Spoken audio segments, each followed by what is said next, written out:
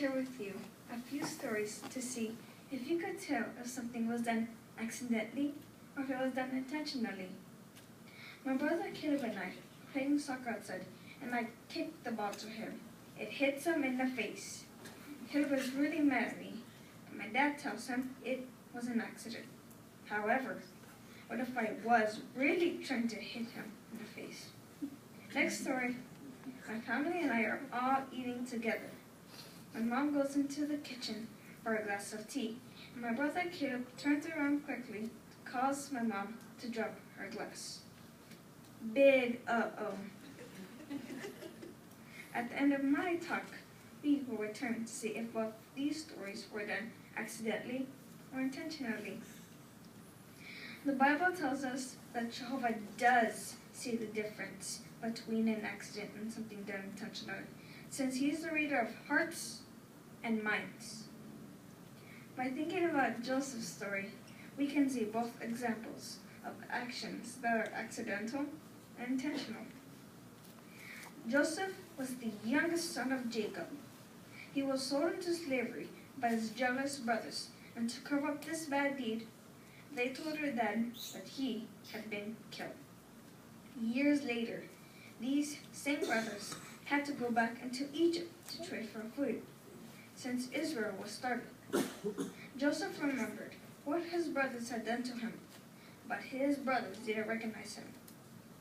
Joseph wanted to test them to see if they had changed.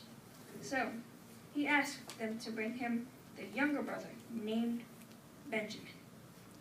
They didn't want to do this, since they remembered what they had done to Joseph years before and felt bad for doing this. Jacob was even more upset about this, and we can read about it in Genesis chapter 44, verse 29. Let's read that. Genesis chapter 44, verse 29. And it says, "If you were to take this one also out of my sight, and a fatal accident were to befall him, you would certainly bring my gray hairs to the grave with calamity." Could you see both examples in this story? Joseph's brothers sold him intentionally to the Egyptians, and in Genesis we read that Jacob was afraid of his other son, Benjamin, getting killed accidentally. After seeing that his brothers had changed, Joseph was able to forgive them. Let us now read a final scripture. Please follow along with me in reading Exodus chapter 21, verse 22 and 23. Let's read that. Exodus chapter 21, verse 22, 23. And it says, "If men should struggle with each other, and they hurt a pregnant woman, and she gives birth prematurely, but no fatality results, the offender must pay the damages imposed on him by the husband of the woman, and he must pay it through the judges. But if fatality does occur, then he must give life for life." Jehovah clearly tells us that he knows the difference between an accident and something done intentionally. He knows our hearts and minds, and we have to admit when we make a mistake. Now, let's finally go back to my first stories. Will you tell which was done accidentally and which was done intentionally? In the first story, I kicked the ball to Caleb and actually wanted to hit him in the face.